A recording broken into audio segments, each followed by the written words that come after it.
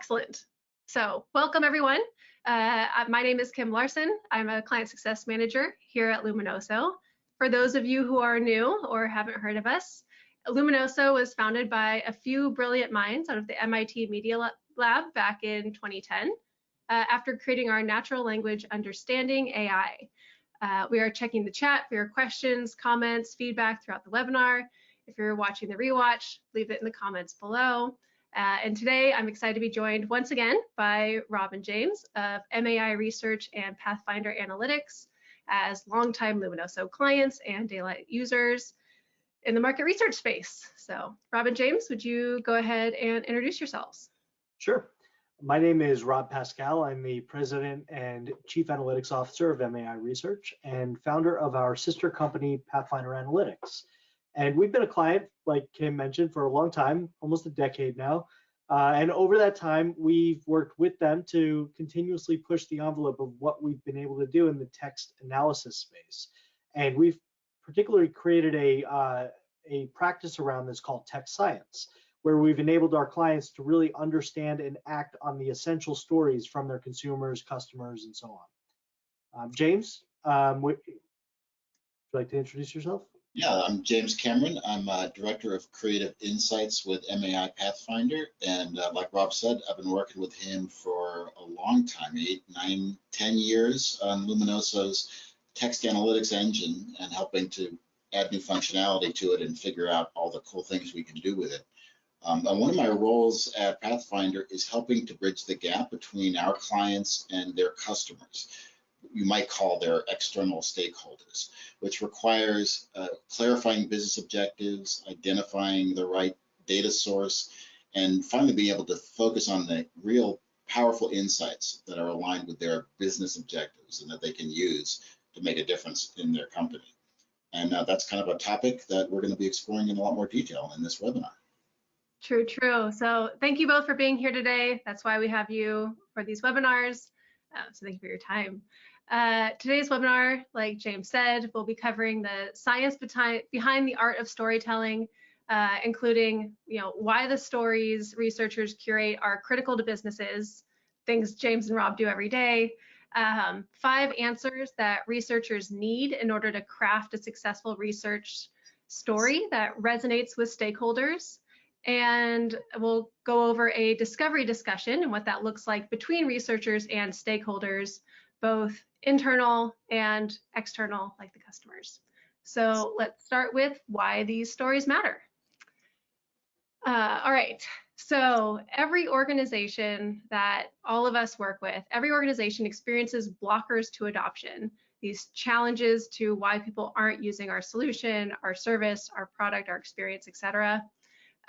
And this caps our potential value proposition to the market, right? Rarely are these blockers as literal and evident as the one pictured here.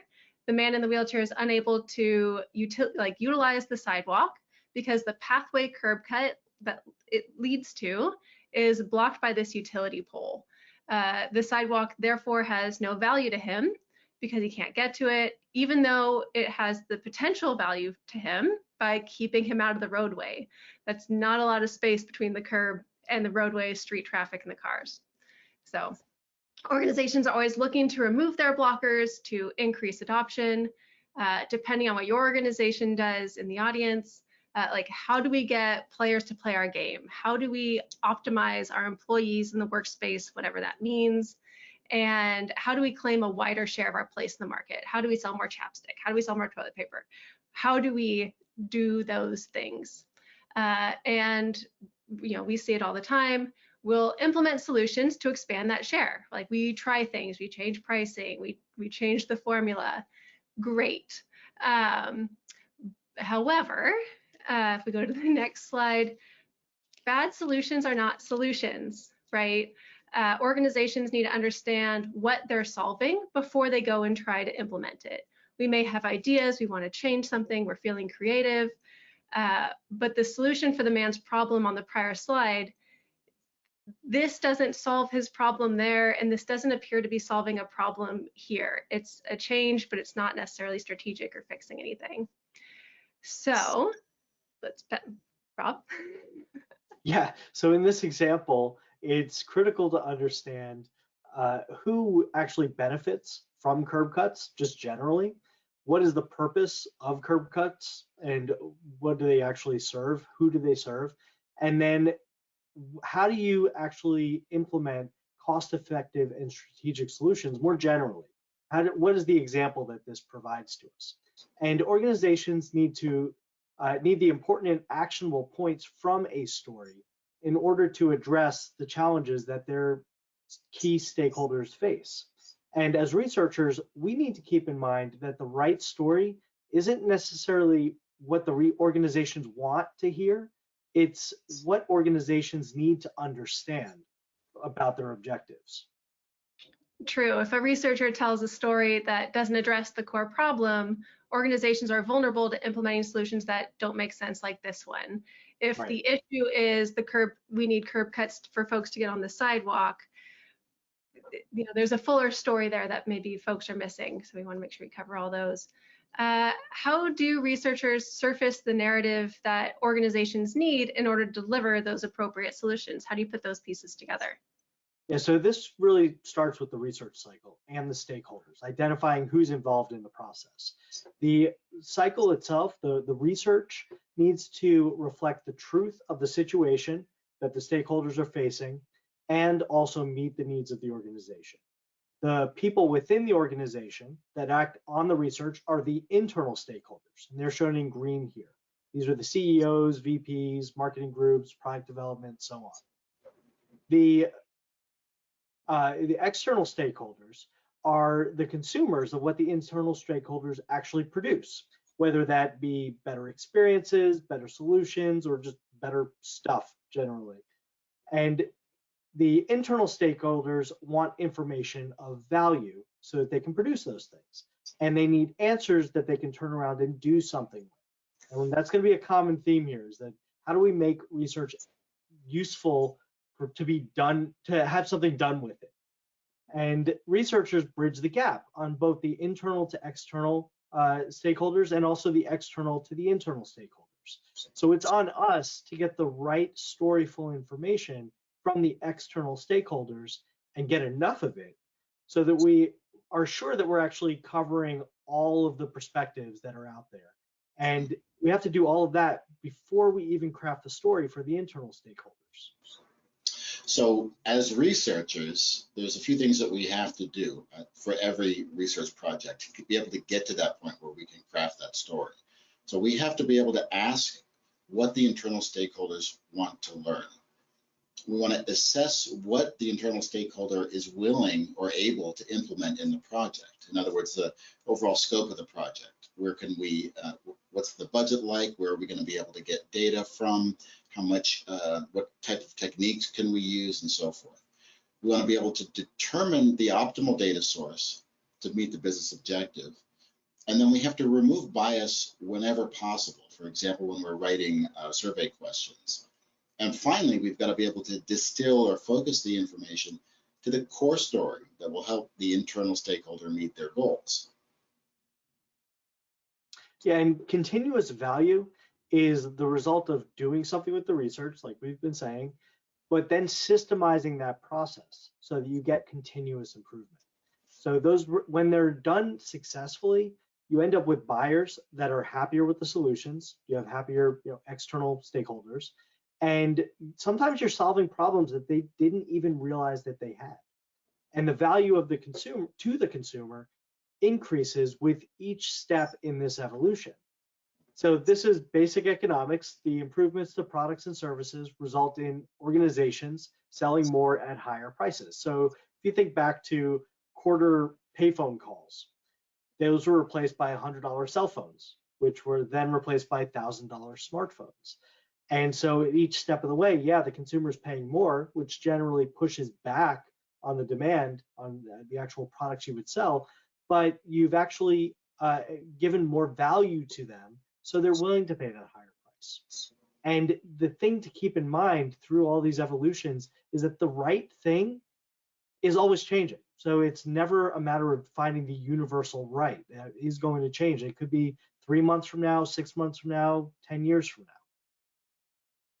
And looking again at our role as researchers. So regardless of the project that we're working on, we influence improvements in the overall solution quality through the information and the insights that we provide to our clients, which means we can ensure the highest quality solutions since we have a role in every facet of the research process. So if we look at the research cycle again, to the organization, the internal stakeholder, we're the suppliers of insights about people, about their customers or their staff or whoever they're interested in. For the people, the external stakeholders, we present their needs and interests to the organizations or corporations. And when we do this well and the organizations accept the insights and make the improvements that people are looking for, then the demand for the products and services will increase. So to get to that place, it's on us as researchers to clarify with internal stakeholders what their objectives really are, especially if they aren't really clear or explicit about their needs. We also have to obtain high quality information about and from external stakeholders. So that could be scraping online data sources or designing cutting edge surveys. And sometimes it can also mean going back to the external stakeholder to get more clarity about something, maybe doing a follow-up survey or recontacting individual respondents to be able to push down, drill down on something to get that extra clarity. And once we got all of that and we have collected the data that we need, we have to analyze that using the best tools available that are also appropriate for whatever type of data it is. And then finally, we have to deliver the key insights to the internal stakeholder, the insights that they can actually use so they can implement the changes and hopefully identify what their next research objectives would be. So more clarity at all stages, and I keep hitting the word clarity, but it really does come down to communication, clear communication. And if we can hit that at every stage as a researcher, we end up with much better research. Because people are really clear about what they want, but they're not always really clear about what they need and what they're trying to accomplish, and having all the information is really helpful when coming up with recommendations, because if you're only given a silo of that information, you're going to be coming up with an optimized solution for that assignment, not necessarily with the big picture in mind, and that's really critical when coming up with stuff.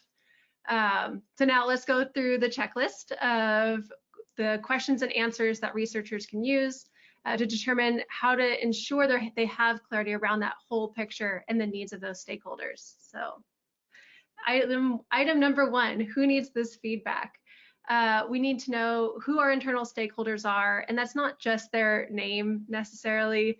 We often want to know, or always want to know, like, what is their title? What is their role in the organization? Are they chief level? Are they VP? Are they manager? That's going to determine whether it's a high-level strategy discussion or tactical manager level discussion. Of what departments, of what products, what does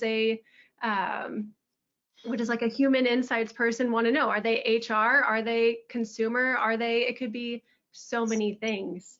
So I'll pass the mic to Rob on that to elaborate. So you hit on this already, but really knowing who is not just about understanding who it is that you're going to be, who's going to be the audience of it, but what are you actually investigating?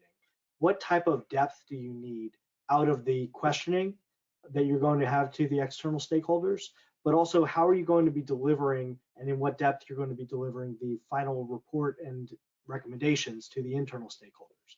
You're going to have different objectives if you're dealing with a marketing group who's more going to be focused on communications versus a product development group that will be more focused on formulations or packaging attributes. Yeah. So that takes us to item number two, because depending on their department, they may have different understandings of like what the issues are. So we want to find out, what are their expectations? What do they know already?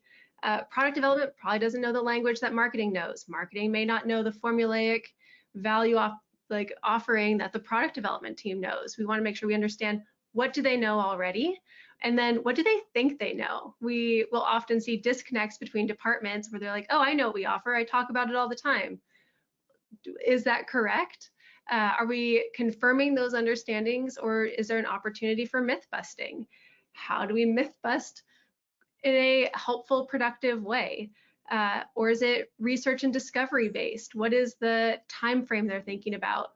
Are Are they reflecting on past changes or innovating for the future? How far into the future, like Rob said earlier? Yeah. Yeah, exactly. And the expectations should never drive the findings, but they have to be accounted for when you're designing the research. And this clarity around the objectives really comes into play here, because you want to understand what are the grounds for what they are telling you what they want to learn. True. You never want to deliver insights where stakeholders just kind of stare at you blankly for telling things they already know. Like, you sell the thing that you sell, and they'll be like, yes. It's embarrassing. Like, I wouldn't tell a brewer that stout has chocolate associations. Like, that's not a helpful insight, and that's not going to improve their business either. So in this case, our green face organization already has the idea that there are pedestrians. Their objective is to improve that experience. Yeah, exactly. And so any initial hypotheses should be tested, but taking that a step further, researchers should test alternative hypotheses as well. So testing things that are adjacent to the original question or the initial hypothesis proposed allows you to have a final story that's as complete as possible, with very clear recommendations and next steps, which may be future research. Sure. So maybe we split this into like a story hypothesis that maybe people walk around the park or campus for health reasons, with an alternative hypothesis of people move around the park or campus to get around from point A to point B. And there's probably going to be a combination of both, right? Because there's nuance in that. People are doing both, but what's the proportion? What's the hybrid balance? And beyond that, there's also developing an action hypothesis, right? So Greenface is trying to improve the pedestrian experience. If we widen the sidewalks, more people will opt to come here by walking. We can prove or disprove that with that hypothesis. Or if we beautify the landscaping with greenery, more people will come here. They're going to reflect the story hypothesis as well, widening for health reasons perhaps, and moving around with landscaping. Rob, did I get that correctly? And James, did I miss anything on, because you guys do the hypotheses as the researchers? No, that's good. Awesome. So that takes us to checklist item 3 of, so what information do they need? Depending on the stakeholders and the objectives and the hypotheses, you guys as the research teams get to determine, like, well, where do we find that information? How do we find out about what sidewalk width and greenery preferences? Depending on your organization, whether it's gaming or consumer manufacturing or employee experience, where do you find that? Is it in product reviews? Is it on just the singular product, or is it the whole market? Do you need ratings? What needs to be quantifiably evaluated? Are people going to be telling the whole story, or do you need some numerics to cross-check with? And what information or demographic information do we need? If we think that everyone is walking around on 2 feet, we're going to have a kind of a swayed information compared to everyone that utilizes wheels in their transportation. Strollers, wheelchairs, walkers, a lot of scooters, lots of things have wheels. Yeah, and getting to the data that we're analyzing, we need to make sure that the data source is able to address the objectives at hand. So once we've clarified those objectives, we want to make sure that if a particular data source was asked for, we have to make sure that that is actually going to answer the questions. Likewise, they may have data that is already on hand, or you may have data already on hand, and you really want to find those answers there, they may not exist. True, I see that all the time. People come to us as a natural language understanding solution, and they're like, I have this open source, like I have this open data, I have these stories, I found stories, but the source is not necessarily a match for their objectives. For example, support agents, they're calling a support center. They're not necessarily going to be surfacing in their discussions where their information gaps are.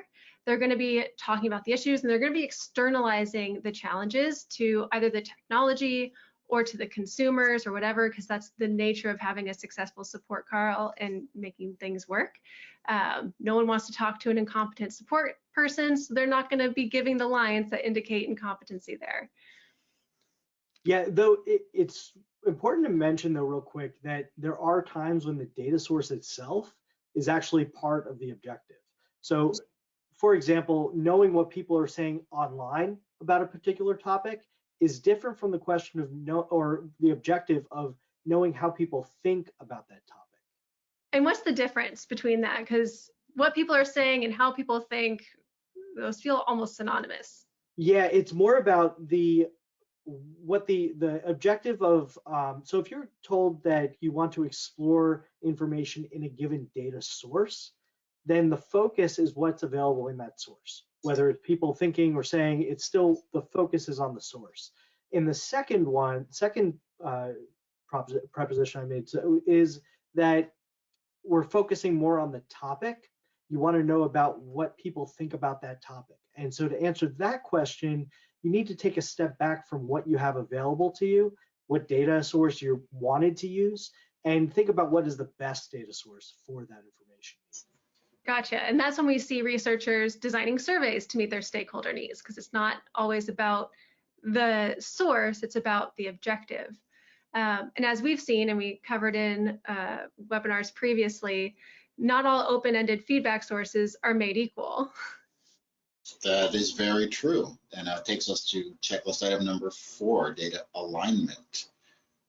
So data sources need to align with the internal stakeholders' needs and goals. For example, online communities like Reddit can be a great source of data, but sometimes they're not. They can often be cause or interest focused rather than product focused. So opinions around products could be scarce, and the threads themselves will usually include lots of unhelpful noise that's just unrelated to the topic of interest. So if we were doing research on a particular product, that might be a source of data that's just not really well aligned to what our client is looking to achieve. And even surveys can include biases as well. So if we were designing a survey, rather than going to social media, the danger is that our own assumptions as researchers and just as human beings can be built into the questions that we're creating, and that might predispose respondents toward a particular response.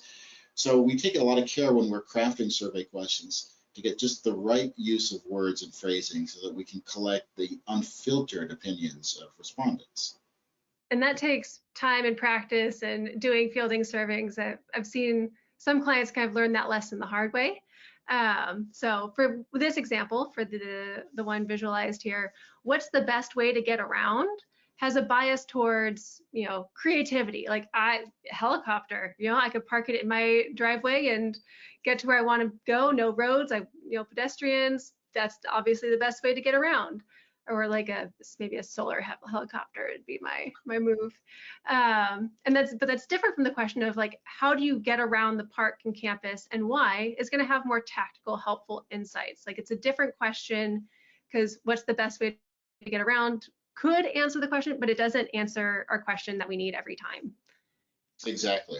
And you can kind of boil it down, I think, to say that it's essential that you select the right data sources that provide the right information that will reveal the right action that the internal stakeholder should take. Because after all, research is only valuable if something is done with it. True. And for the audience that's allergic to the word actionable, we'll skip that, but it takes it to part 5 on the checklist. Rob covered earlier, and like you just said, James, it's really the crux of research being valuable. Information's good, doing something about it, and doing the right thing is essential. So the best research teams that I work with, yourselves included, are really cognizant about that when it comes to text. Other times I'll see folks in the research phase and they'll lose sight of what's being done with their research because they're disconnected from the internal stakeholders and the real objectives of the studies. So they're being tasked with like, well, find the answer to the thing, and they're like, they'll look into it, but without the big picture in mind, they get lost. So by knowing what the blockers to adoption are, with the utility pole blocking the sidewalk, making that story clear to stakeholders, if the question's not asking all the things, if the wheelchair user is not able to communicate in any open ends, this is my issues and these are my issues and why, the stakeholders are not going to be implementing strategic solutions that actually work. So for our audience, let's walk through an example of a value cycle, or rather lack thereof, that I unfortunately see pretty regularly. So this is a process that I see among researchers, kind of to that point, where the internal stakeholders like the CEOs, or for you guys, it'll be your market research clients, they'll ask the researchers something seemingly specific. Why are people not using my solution? But they have another reason for asking that question in mind. And then the researchers take that question without much pushback and go to the external stakeholders, sometimes asking the literal question they were tasked with without any pushback to figure out why, what is beyond there. And then the researcher gives those insights back because the answer was given, I don't need it. The outcome from that might be like, all right, well, let's just nix the solution there. But it's not necessarily related to the real issue at the internal stakeholder's mind, and thus delivering the non or bad solution. Bad solutions don't improve the situation for anyone. Internal stakeholders are less likely to increase their revenue, and external stakeholders don't get that improved quality of life. As James said, researchers can only offer the right solutions if and only if they understand the issue completely. Right, which brings us back to the issue of clarity. So I think I've said this a couple of times, but it's really essential. The researcher, to avoid a situation like this, needs to get clarity behind why the question is being posed in the first place. At that point, research can be designed to address the foundational issues rather than the surface questions that might be more top of mind, but may not lead to the kind of insights that the internal stakeholder can really use. So in this case, the internal stakeholder was really wanting to improve their product. They assumed they would get the answer by asking the question they posed to the researcher. If the researcher had had more conversation around the topic, they would have been able to ask better questions of the external stakeholders and get the type of insights that could actually help the client move their business forward. Yeah. In the example that we referenced here, in this case, the ideal solution for both the organization and the external stakeholder was actually education-based. The price didn't need to drop, the product didn't need to change. The external stakeholder, the consumer, needed to understand how and when to use that product. So depending on what the question's asked, they're not going to be capturing that. More storyful data would have helped. So in a moment, Rob will go over a real world example of the kinds of questions researchers will ask to each of the stakeholder groups in order to better nail down the objectives and the helpful insights. How do you find out that education was the only thing needed? But first, let's review two academic models we'll want to keep in mind throughout that process. The first one illuminates the challenge, and the second one offers a bit of a solution and a remedy to it. So let's go to the slide. Yes, let's go to this one. Communications 101 has two entities. One is person A, one is person B, and they're having a communication. They're having message and feedback, but they have different worldviews and vocabularies and understandings of what words mean. And that causes the challenge between the internal stakeholder and the researcher. That causes the noise and the challenge between the researcher and the external stakeholder. And every gap in that, or every communication bit in that model is adding challenge, right? Because everyone has different understandings. When you scale that out to, your thousands, millions of consumers, your thousands, hundreds of employees, it's good. It's hard. It's hard. So on the other side, what do we do with that? We use the scientific method. We observe the behavior, we research it, we form our hypotheses, we test it, we analyze it, and we do changes, right? We understand the best that we can, we implement something, but then we have to make sure that we understood it correctly. We have to turn it into a cycle. So Rob, will you talk us through how your team has navigated this? Yeah, so I've actually got a few slides here related to this. So we had a client ask us to scrape social media to learn about their category, just holistically. Mm-hmm. And right away in this question, we hear actually two objectives.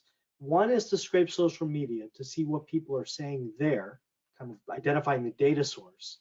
And the other is to learn how people talk about their category. There's overlap between the two objectives, but they're not likely to get, the client was unlikely to get what they wanted from scraping online sources alone. So we asked a few key questions back to the client about what they would be doing with the data and their thoughts behind the request. And we found that they really wanted to learn how to differentiate their brand on quality related metrics. So we ended up with a very different objective in that case, just from the back and forth. And our recommendation in this case was to first scrape review sites to understand what language is driving the product ratings. And then the second one would be to field a short survey around some of the information that we gathered so we can get more depth around some of the key elements of quality, as well as use some closed-ended information in a survey environment to understand how to differentiate their brand from the competition. And so analyzing the data that we got from the product reviews, we found a number of themes related to product quality, but really most of the text was focused on package sizing, pricing, and the specific flavors available. Not really a lot of content around the issue of quality. So we then crafted a survey with open and closed-ended questions to capture consumers' perceptions, focusing on the issue of quality in this category. And the questions were carefully worded so that we got respondents to focus on the topic we care about without providing any leading information or putting any thoughts in their head. We just wanted their unfiltered opinions. And in the end, we were able to find out what was important in terms of product quality from the consumer's perspective. But we did end up with a few different stories to tell our client. So we told the marketing department, for example, that product quality perceptions were related most directly to texture, and that customers have different ways of describing the product texture in this category. We also discovered unique language around the brand imagery itself. So from these three different points, the texture issue, the language describing texture, and the unique brand language that was being used, we were able to craft a targeted story for the client marketing efforts to help them relate more directly and better relate to their customers, using particularly the language that their customers use when talking about the category. But when we're talking to the product development team at the client, it's really a different story that we had to tell. In this case, we were focusing on texture again, but as a key aspect of customer quality perceptions, as well as the kind of minute differences in texture and whether there's any direction that the client really should be thinking about taking their product in terms of texture. We also have to talk about the impact of poor product quality control on product reviews. This had to do with packaging in particular, as well as lack of freshness or other issues relating to the product quality. The quality control lagging on some of these issues was leading to lower review scores.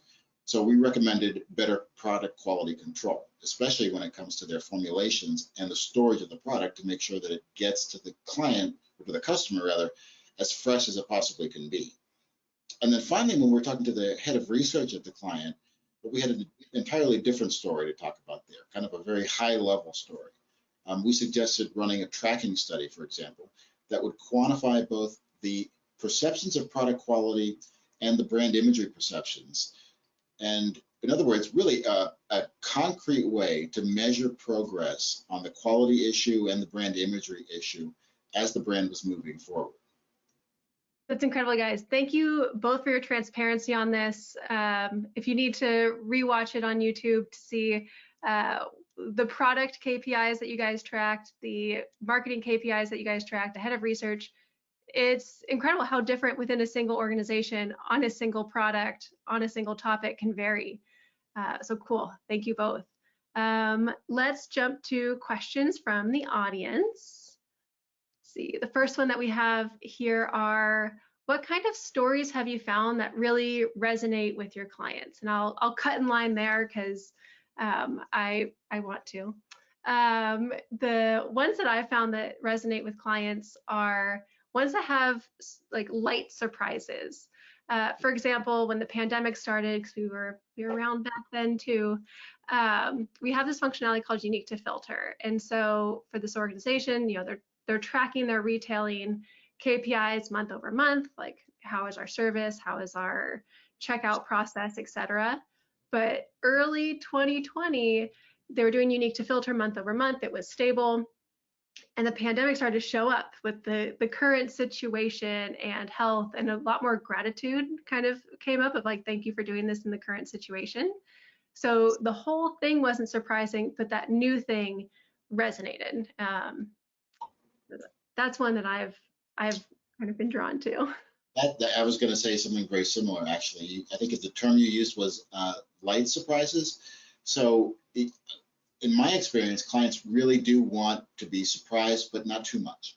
So they want an insight that something that they were unaware of, or at least explicitly, they had not seen it that clearly, but that made sense in their understanding of the category and the products. So you don't want to, upset the apple cart and say, you guys got the whole category wrong, but you want to build upon their current understanding of the category and show them almost a new way that the pieces are fitting together, I think might be a way to put it. So for an example, we did research on a diaper product. And one of the things that we discovered using Luminoso text analytics was a really tight connection between the concept of the diaper being absorbent and the diaper being soft. And the client going into the research, they were aware of this, but they tended to think of softness more as a comfort measure rather than absorbency. They were missing that connection in customers' minds that the softer the diaper, the more absorbent the diaper. And absorbency is in that category, the #1 product benefit. It's the absolute deal breaker. If the diaper can't do its job, doesn't matter what print it's got on it, doesn't matter if it smells like lavender, your customer's not going to buy it again. And being able to draw that connection between the product's absorbency and just how nice and soft and fluffy it was, gave the client really ammunition for messaging, a way to talk about the product in a way that customers would inherently understand because it was already in track with the way customers think about the product, but was something that they had not been doing with their messaging to that point. So that's the type of insight that just really surprised them, and the kind of thing that they can hit the ground running with and just start making changes to packaging, to messaging, to whatever, so they can leverage it. Yeah, that connection, that sounds like a resonant story that I saw even detached from that project. I think that one predates me. So congrats on making that influence. And I had the idea, we have another example that I really liked we have two functionalities, one's sentiment and one's drivers. So sentiment is how did they feel about the thing? We talk about in other webinars. And drivers, which is if they mentioned something, what was the average quant value for that concept mention? And there was a client who found something that as an analyst, they recognized this is a popular thing. And they saw it in the drivers tool, and they're like, when people mention this, on average, their score is much lower than the median, than the average. And we cross-checked it with sentiment. It was universally positive. Like, okay, we have to investigate this. And the story that we took away from that really resonated was, it was the Hail Mary saving grace of their solution, where people were saying, I hate X, I hate Y, I'm only here because of this. And that was huge because it was keeping folks who were otherwise not happy, but the sentiment was almost universally positive. And that resonated, and it stuck with me. I'm really proud of them for having that storyful data where people could surface that, because it really shows the power of that specific element. So, you might even say that was an actionable insight. Keep this thing. This thing is helpful, and that may not even been their takeaway from it. So if it's keeping people who are otherwise uninvested in every other way, is that a good thing? Requires more research. Requires more research. Go back to the cycle. So that's kind of any other examples? Yeah, I've got one other example.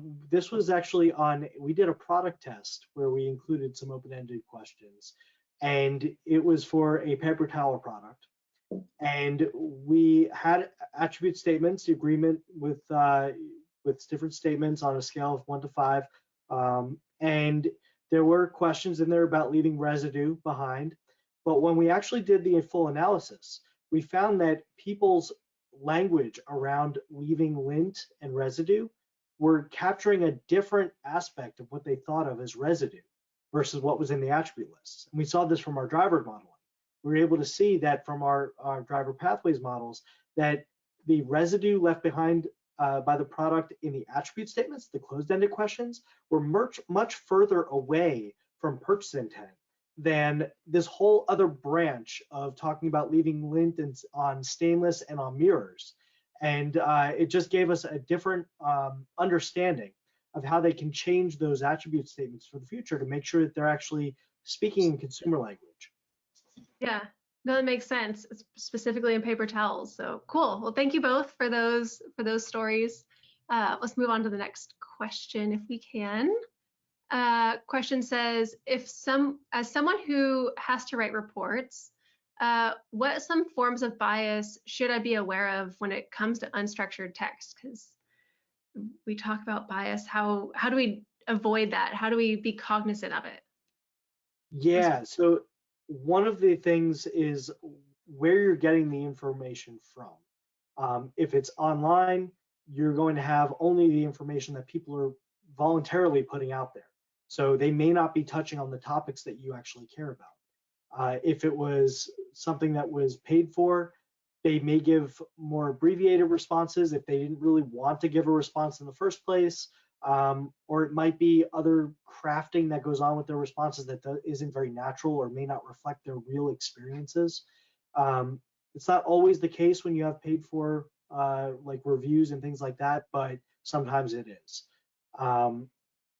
It also depends on what you're asking and how you're asking it. So the questions that you ask need to be something that is very easy for a respondent to answer if you're doing it in a survey environment. So you need to make sure that it's very approachable. It can't be doused in marketing speak, and what you believe is how the category is talked about. So you just have to be careful about how you ask your questions, but then you also have to worry about the order of the questions as well. So you want to generally go from general to specific and go from open ends to closed ends, but you may also have reasons to break those rules. And there's lots of different things you have to account for when you're deciding on that. And I'll hook in there because I see it a lot where people start with the accessible closed-ended questions up front to change that perception, and like, well, survey fatigue is real. Survey fatigue is something that we have regular discussions about up front. Sometimes starting with an open end is like, well, that could be a blocker to entry because they don't have that sunk cost feeling, fallacy or not. Some people are like, well, I'm not going to start with, right? The barrier to entry is too high. So it's a tough calculation there. I see it. Well, it depends on how you ask those open ends up front. So the way that we do it is we'll start by asking for just a few words, intentionally keeping it very short, and then having them expand on those words, because that gives us a lot more text to work with. And it's as if they're answering a very single, a single topic question, but they're providing a lot of text because we've broken it up for them. Yeah, I've suggested some, particularly voice of the employee clients, who, they have their interests of like managers and operations, et cetera. But the first open-end opportunity, some of the employees will just info dump. And then after that, see above, I got it all out. What else do you want from me kind of attitude. And that's not necessarily helpful either. So having that first impression info dump, making questions optional so that people can be like, the barrier to entry here is too high. Let me just get to the next thing. Helps, in my experience, preserve that quality of data. One really quick example, if I can, just real quick. So James, you'll remember this. We were doing a survey for a hospitality client. We did not actually craft the survey. It was provided to us, and they had data they had collected with someone else, and they asked a likelihood to recommend question, 5-point scale, I think it was, and then they asked 2 open-ended questions. One was, what did they like about the experience, and what did they dislike about the experience? Mm-hmm. They always asked it in that order. And so the people that were low on the recommendation scale, being asked what they like immediately after was a big problem for the quality of the data, because they said, what did I like? I didn't like anything. Everything. And if we had asked the dislike first, they would have gotten all of that out first, and then they may have given us something maybe a little bit more useful and like More nuanced. Yeah. So having an overall either satisfaction or whatever your like driving scored question is, and then depending on the category, adjusting the question accordingly. Yep. Well, and depending on the previous response, right? So if you say, what do you think of the product? And I say, I give it a 1 out of 5. And you say, well, what do you like about it? I mean, you're just going to be really annoyed and say, There's a lot of anger. I mean, they took it as a personal affront. So you want to kind of create a flow where the questions flow into each other. And if you give it a 1 out of 5, the open end should be, well, what didn't you like about it? And then say, after that, you can say, well, was there anything you did like about it? And kind of lead them down the path of least resistance. Yeah, a relationship with surveys kind of reflecting what people feel when they're talking to another person. Like that's really helpful for storyful data. But you know, if the survey is formulated in a way where it's like, well, that you didn't listen to what I just said. It's like, well, if the survey's not dynamic, you're going to have a challenge there. So, well, we went a lot into that, but if it comes up again to the questions, we can probably circle back. So we have a bias question. How do you convince your stakeholders to take action after you've turned in your insights? How do you start that chain as a researcher? Can you start that chain as a researcher? You can. The key to that is trying to make sure that you've got everyone who's an internal stakeholder in some way present, so that you can more easily link the chain for them. Because if you wind up just relying on one point of contact, they're going to decide what to do with that information next. Mm-hmm. And they may not think of all the different ways that it could be used. If we've got a conversation going on and a discussion going on with a larger group during a presentation, well, now we have different perspectives being brought into play on the internal stakeholder side. So I think that answers the question. Yeah, and I think another thing, maybe more on a political, social skill side, you want to make sure those stakeholders that you've identified, you're delivering things that make them look good. If it resonates with them and they're delivering it somewhere else, we want to deliver insights that they're proud to show off. You know, I found this thing. It's the insight that makes me look good, and if they're proud of the insight, or if the insight is good, they're maybe more likely to do something with it. And it takes a bit of like stakeholder maturity on that point, because you know, if it's constructive criticism and they're like, no, I've been, you know, caring for this thing, and now there's a constructing credit, maybe it'll make me look bad, but this is when I want to affirm and assure stakeholders, like, if you're continuously improving, like you said earlier, like situations change. The pandemic changed what it means to be a good retailer, to be good in hospitality, to be good in the restaurant industry. Things change. Constructive criticism shows adaptability. The perception of diapers and softness, that may not have been the case, you know, 5, 10, 50 years ago. Things evolve. Constructive criticism is good. We don't want to bury it. We want to improve that accessibility, is my push. And actually along those lines, by having the larger group available in the initial discussion of the findings, if there is something that's a little bit more surprising, if it's coming from us, it also gives the opportunity to make our client, our single point of contact, look good, because they're not the messenger of something that may shake a lot of things up. And so if we get to act as that messenger, it takes the heat off of them in some cases. Yeah. And also presenting, kind of along the same lines, Rob, presenting the findings or the next steps, recommendations early enough that the client can influence it, can react to it, and can buy into it, so that when you finally do deliver a report, it's in line with what they're thinking. Not to say that you change the analysis or you change the data or you fudge things, but you want to direct your insights along the path that the client is comfortable taking. You don't want to necessarily recommend something that they're never going to do. So kind of making them. Yeah. Oh, not to cut you off. Continue, but I am excited about that. I'm done. Let's hear what you got. Because it ties back to the thing that we said earlier, of like, depending on that first step of the internal stakeholder to researcher discussions, they may have that bias, they may have that perspective because they have more information.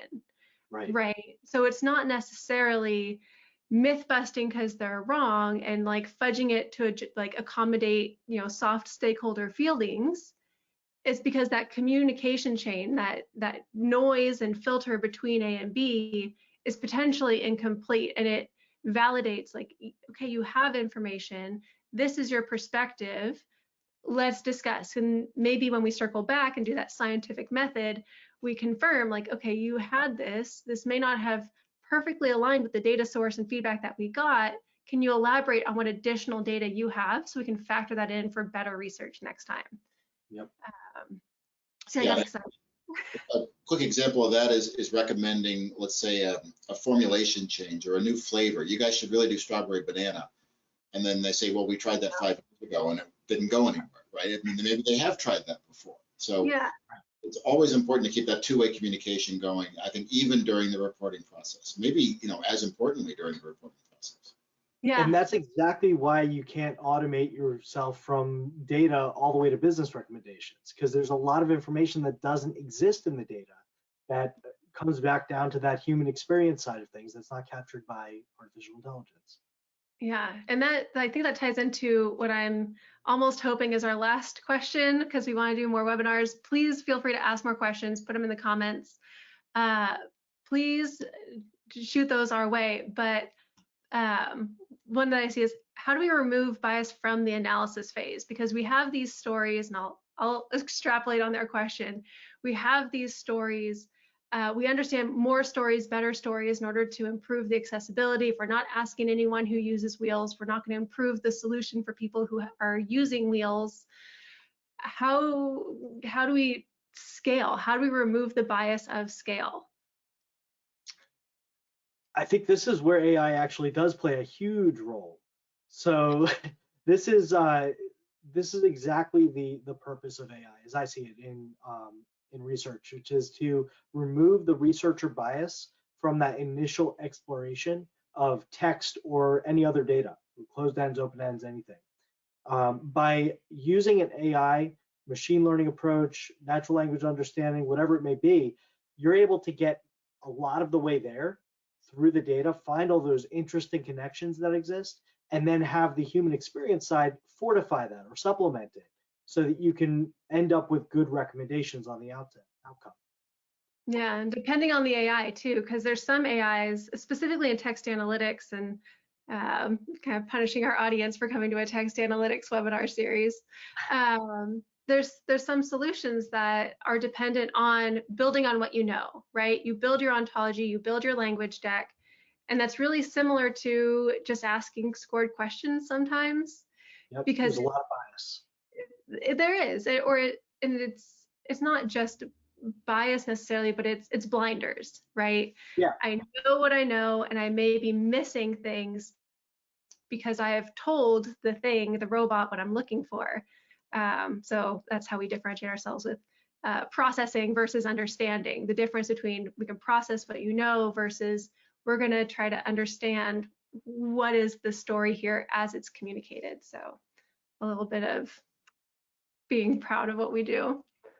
Let's see, are there any other bias questions? Rob and James, I think you have access to the chat too. Any questions that you see that you want to put up from our audience? I think we've covered a lot of this. Okay, because we are coming up on time. We're pretty close. So if we want, I can jump to the wrap up and call to action. If you are watching and we didn't get to your question, please feel free to contact us. The team at MAi, the team at Luminoso, we're eager to help. Any questions, concerns, comments you have following the webinar, we're happy to work with you on your own individual solutions, no pressure. And the recordings will be posted to the Luminoso YouTube channel, so feel free to subscribe, watch our other content there. And thank you again, Rob and James, for your time and your expertise on this. And we want to wish everyone a good afternoon. Thank Thanks, you. everyone. Thanks.